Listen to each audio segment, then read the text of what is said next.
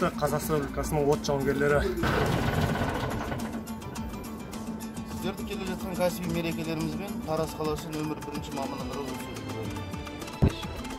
Шын жүректен құттықтайды. Өрт сөндіру жеңдеріңіз құрғақ. Балталарыңыз мықты. Отбасыларыңыз аман. Көктелеріңіз көлемді.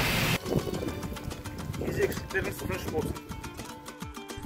Құрметті әріптестер, сіздерді кәсіби мерекесімен құттықтай отырып, эстафетаны екінші мамандандырған өрт сөндіру бөліміне жолдаймыз.